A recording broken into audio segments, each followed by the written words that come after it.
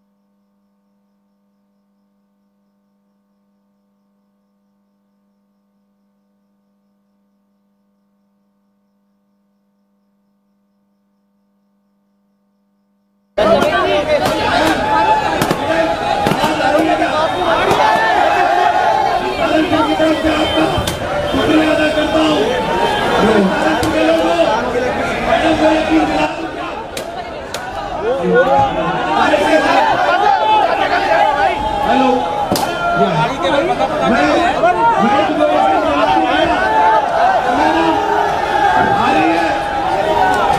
आवाज आ रही है क्या नहीं आ रही? अरे हाय ना बोलो, आ रही है? ठीक है मैडम, हमारी नेता तो सब लोग आगे आ जाओ।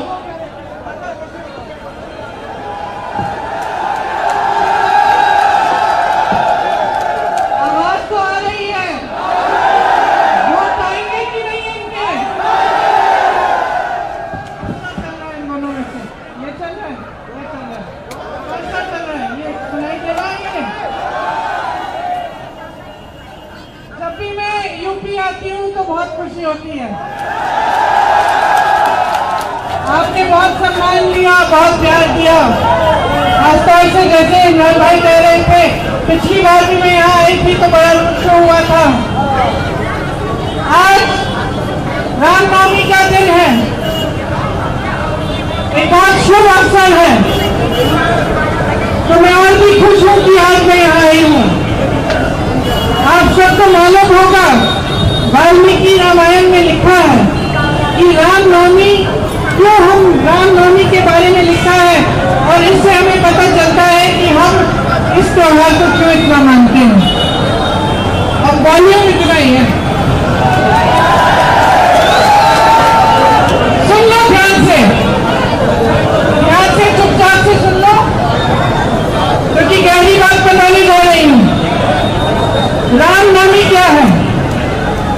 वाल्मीकि रामायण में लिखा है कि जब भगवान राम युद्ध भूमि में उतरे तो उन्होंने सामने देखा तो शक्ति, माता की पूरी शक्ति रावण की तरफ थी।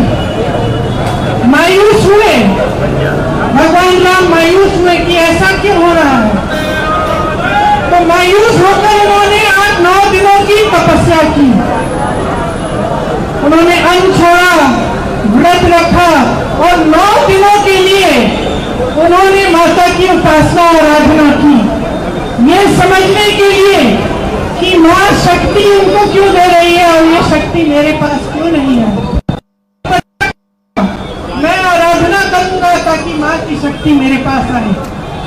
तो 9 दिनों के लिए भगवान राम ने तपस्या की, व्रत रखा, माँ की आराधना की और उन्होंने 108 नील कमल माँ के चरणों में डाले।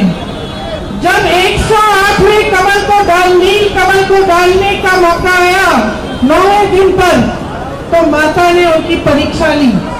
वो 108वां जो कमल था उसको उन्होंने छुपा लिया। अब भगवान राम को मिल नहीं रहा था, संकट में आ गए, दुख हुआ, लेकिन उनके अंदर एक और शक्ति थी, श्रद्धा की शक्ति थी। तो उन्होंने, उनको याद आया इस शक्ति के द्वारा कि बचपन में उनकी माता उनको राजीव लोचन कहलाती थी, मतलब कमल जैसी आंखों वाले। तो जब ये बात भगवान राम को याद आई तो भगवान राम ने एक छुरा निकाला और अपनी आंख को निकालने का प्रयास करने जा रहे थे कि मैं माँ के लिए, माँ के चरणों में मेरे पास नील कमल नहीं है, मैं अपनी आंख रख दूंगा। जैसी माँ ने उनकी ये श्रद्धा देखी तो माँ का दिल भी पिघल गया और माँ ने उनको रोका और कहा मेरी शक्ति तुम्हारे साथ है, तुम्हारी तपस्या सफल हुई। तो ये जो रामनवमी का जो अवसर है, हम उस तपस्या की याद में हम इसको मनाते हैं। वो तपस्या क्या थी भगवान राम की? माता के प्रति तपस्या थी, लेकिन भगवान राम को हम क्यों पूछते हैं?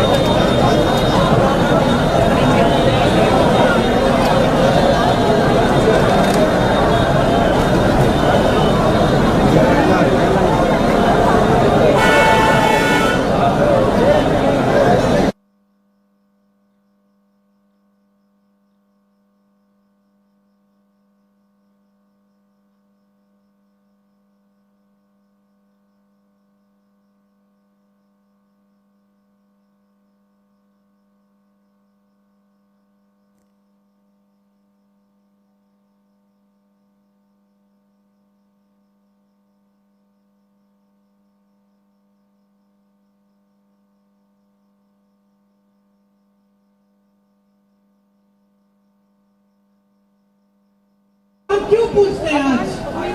क्या हमने उनकी सत्ता को पूछा था? क्या हम उनको भगवान इसलिए मानते हैं क्योंकि उनके पास सत्ता थी? आपको मालूम होगा कि भगवान राम के पास करने गए, सत्य की लड़ाई थी। आपने सुना होगा रावण रथी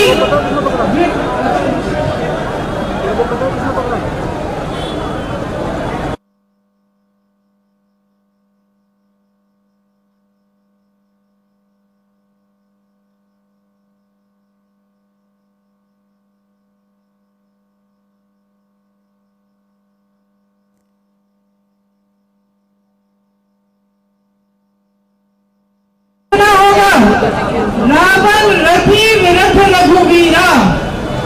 इसका मतलब है रथ रावण के पास था, भगवान राम के पास नहीं था। सत्ता रावण के पास थी, भगवान राम के पास नहीं थी। सोने के महल में रावण रहते थे, भगवान राम वनवास में थे। भगवान राम लड़े, सत्य के लिए लड़े, और क्योंकि सत्य के लिए लड़े, सच्ची श्रद्धा के साथ लड़े, क्योंकि परोपकार था उनमें, क्योंकि उन्होंने हमेशा जनता को सर्वोपरि रखा, जनता की सेवा करी, इसीलिए आज भी हम भगवान राम को पूजते हैं। इस देश ने सत्ता को कभी नहीं पूजा है, इस देश ने हमेशा सत्य को पूजा है। यहाँ मेरे मुसलमान भाई बहन भी हैं, सलाम अलैकुम आपको। आप पैगंबर जी को क्यों मानते हैं? क्या पैगंबर जी को इसलिए मानते हैं क्योंकि उनके पास सत्ता थी? नहीं, आप पैगंबर जी को इसलिए मानते हैं क्योंकि उन्होंने हमेशा आपके लिए सेवा की, आपकी सेवा की। आप पैगंबर को भी इसलिए मानते हैं कि वो सच्चाई के प्रतीक थे, वो सत्य के प्रतीक थे। तो ये देश की पुरानी परंपरा है।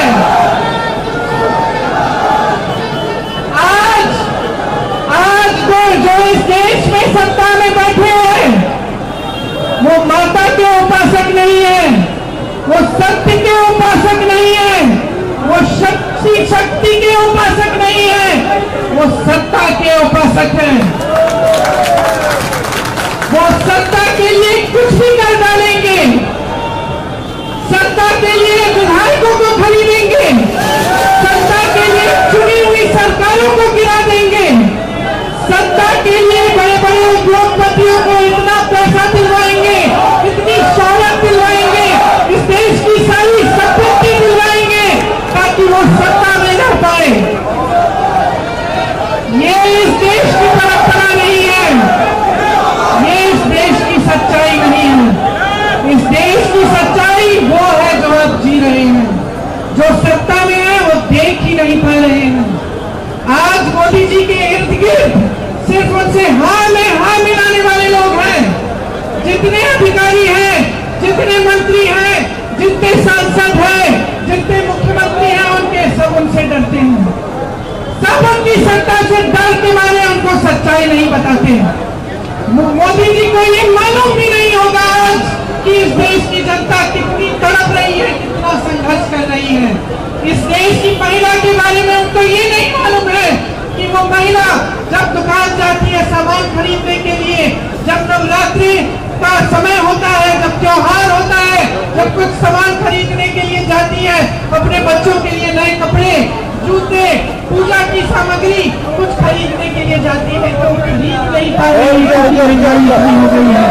ये बात मोदी जी समझ नहीं है, ये बात मोदी जी देख नहीं है। मोदी जी को इस देश का किसान नहीं दिख रहा है, जिसके पसीने से ये मिट्टी सींची हुई है। इस देश के किसान को मोदी जी दिख नहीं रहे हैं। जब इस देश का किसान मोदी जी के दरवाजे तक गया, दिल्ली तक गया, लाखों किसान बैठे रहे, महीनों के लिए आंदोलन करते रहे। जब इस देश के किसान सुनवाई मांग रहे थे मोदी जी से, मांग रहे थे कि ये काले कानून हटा दीजिए, मोदी जी ने सुनवाई तक नहीं की, अपने दरवाजे से बाहर तक नहीं आए। 600 किसान शहीद हो गए, किसानों को इनके मंत्रियों के नीचे कुचल डाला, लेकिन मोदी जी ने कुछ नहीं किया। आपकी सुनवाई नहीं हुई। आपके गन्ने का बकाया उस समय 15,000 करोड़ था, 16 लाख करोड़ रुपए का कर्ज माफ किया है इन्होंने देश के बड़े बड़े उद्योगपतियों का। समझ लीजिए, 16 लाख करोड़ रुपए, और इस देश के गन्ने किसानों का बकाया माफ नहीं किया, कर्ज माफ नहीं किया। इस देश का किसान 10,000 रुपए के कर्ज के लिए आत्महत्या कर रहा है। मैं गई मिलने ललितपुर में एक किसान था, उसने 1 लाख का कर्ज लिया था।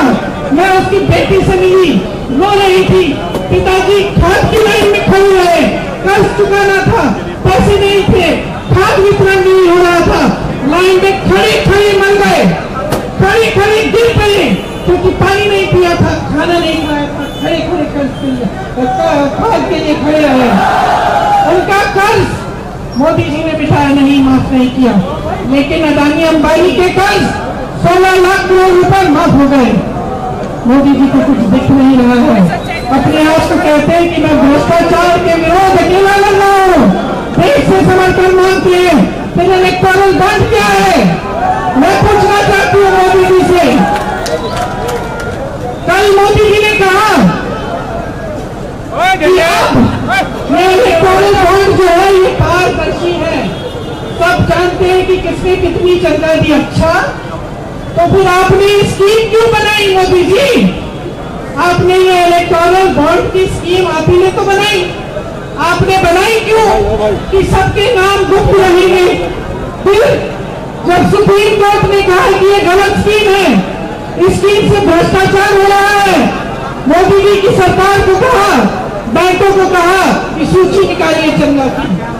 अभी तो निकली है ये पारदर्शी सूची, नहीं तो कहां थी पारदर्शिता आपकी? आपने तो गुप्त बना दिया था सब कुछ। अब सूची निकली। सुन लीजिए भाई और बहनों, जिस कंपनी में 180 रुपए का मुनाफा, करोड़ रुपए का मुनाफा था, 180 करोड़ रुपए का मुनाफा, वो कंपनी तो मोदी जी की भाजपा को दे रही है 1100 करोड़ रुपए का की चंदा। आप सब व्यापारी हैं कि नहीं? यहाँ लकड़ी का व्यापार खूब होता था, आप समझते हैं। आपकी कमाई हुई 180 करोड़ है और आप चंदा दे रहे हैं 1100 करोड़ की। कहाँ से आ रहे हैं पैसे? आपकी कमाई तो नहीं है। तो क्या ये काला धन को सफेद करने का तरीका था? तो जब मोदी जी ने आप सबको कतार में खड़ा कर दिया कि नोटबंदी काले धन को वापस ये कुछ साल लाएगी, आप खड़े हो गए, आपने कहा हम देश भर चाहते कि काले बनाए। क्या आया? नुकसान हुआ आपका। क्या आया? उसके बाद जीएसटी आई, नोटबंदी आई, आपकी कमर तोड़ी गई, काले धन कहा गया? अब दिख रहा है सारा। अब इलेक्टोरल बॉन्ड की जब सूची निकली तो सब दिख रहा है कि काला धन कहा गया। ये है मोदी जी की भ्रष्टाचार के खिलाफ लड़ाई। मोदी जी की भ्रष्टाचार के खिलाफ लड़ाई ये है कि देश के बड़े बड़े गिने चुने उद्योगपति मित्रों को पूरी देश की संपत्ति दे रहे हैं। देश के सारे बंदरगाह, देश के सारे हवाई अड्डे, देश के सारे बड़े बड़े कारोबार सब अडानी जी, अंबानी जी, अडानी जी, अंबानी जी। इनके बच्चों की शादियां हो रही हैं, गहने इतने बड़े बड़े कि इस गाड़ी में फिट नहीं आते। और आप कैसे करा रहे हैं अपने बच्चों की शादियां? बताइए, कर्ज देके करा रहे हैं। चाहे किसान हो, चाहे सैनिक हो, चाहे पुलिस में भर्ती हो, कैसे कराते हैं आप शादियां अपने बच्चों की? सोचिए कि इस देश के साथ क्या हो रहा है। मोदी जी ने भ्रष्टाचार के खिलाफ लड़ाई अगर की होती तो आज ये परिस्थिति नहीं होती। तो आज देश की संपत्ति किसी 2-3 बड़े उद्योगपतियों के हाथ में नहीं होती, आपके हाथों में होती। ये जो आपकी सारी दुकानें बंद हो रही हैं, ये जो ठप हुआ है, ये एक जमाने में मुझे याद है मेरे ससुर जी एक्सपोर्ट करते थे पीतल का, मुरादाबाद से पास में है, मेरे पति करते थे। मुझे याद है वो जमाना जब एक्सपोर्ट टैक्स नहीं होता था। आपको याद है? टैक्स फ्री होता था। जब आप एक्सपोर्ट आज आप जीएसटी पे कहाँ से रोजगार पैदा होते थे? छोटे दुकानदारों से, छोटे कारोबारों से, मध्यम बिजनेस से।